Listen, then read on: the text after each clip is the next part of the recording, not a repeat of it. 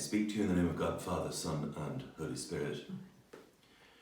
The catchphrase loads of money and the character to go with it were part of the comedy sketches created by the English comedian Harry Enfield on Channel 4 in the 1980s.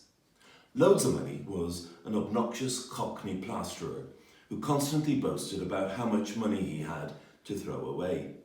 The character took on a life of his own and adapted the song Money Money from the musical Cabaret for a hit single in 1988 and a sellout live tour.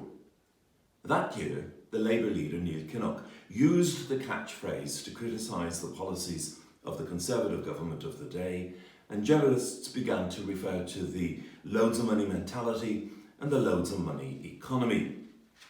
On the other hand, we all know people who are reluctant to flash their cash and who would prefer to stash their cash. We've all heard of people who keep their savings in a mattress, thinking it's safer there than in the bank. They may never have realised how right they might have been about the banks. But leaving your money under the mattress is not going to put it to work. And these days, putting my money on deposit in the bank may cost me money rather than earning it. With low deposit rates and taxation at source, you may end up collecting less than you had when you first opened that savings account.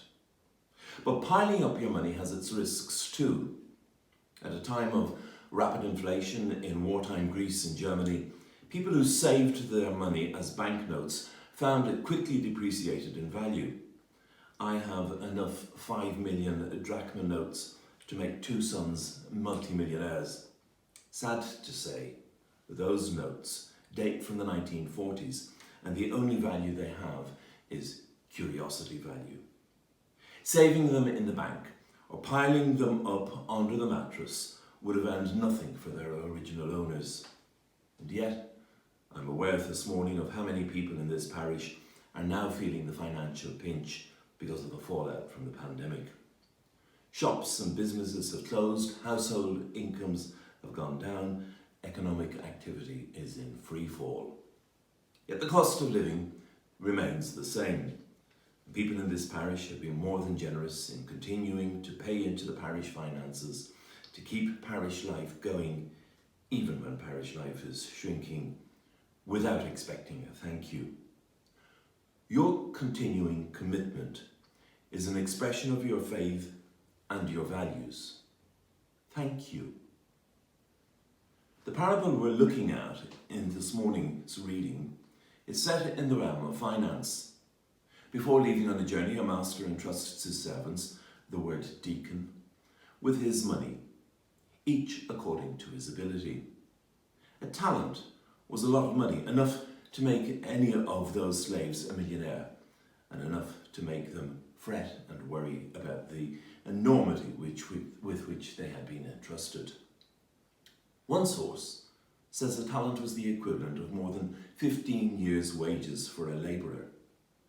Another suggests a talent was worth the equivalent of 7,300 denarii. With 1 denarius equal to a day's pay, a talent would work out at more than 26 years' wages.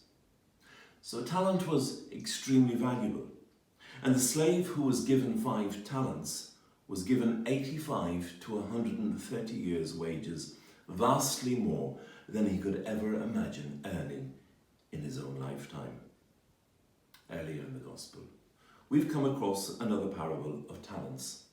When a servant is forgiven a debt of 10,000 talents, refuses to forgive another servant who owes him only 100 denarii.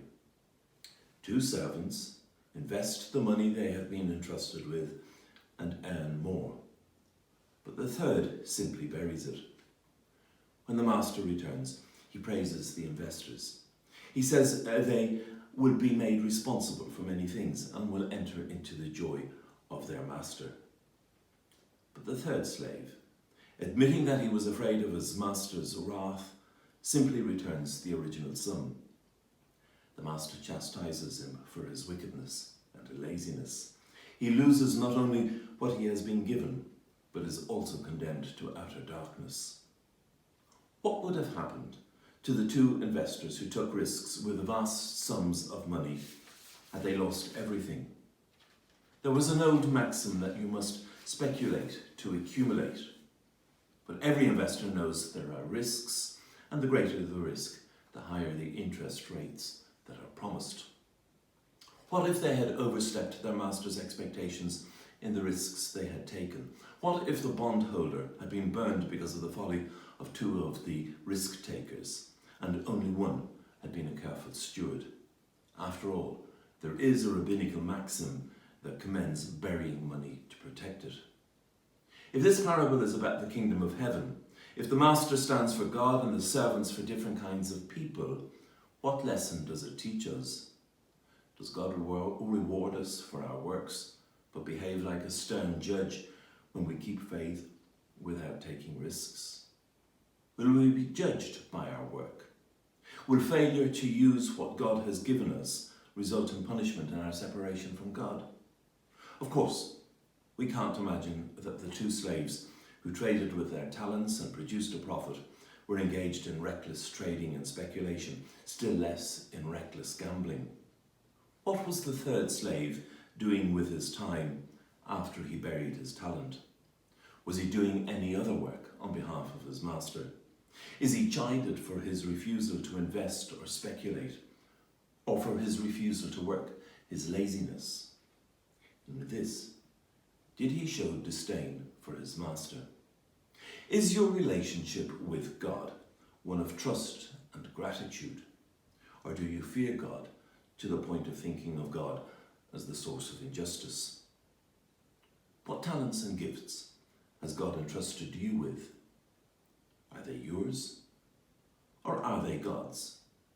Are you using or investing them to your fullest ability? And so may all we think, say, and do be to the praise, honour and glory of God, Father, Son, and Holy Spirit. Amen.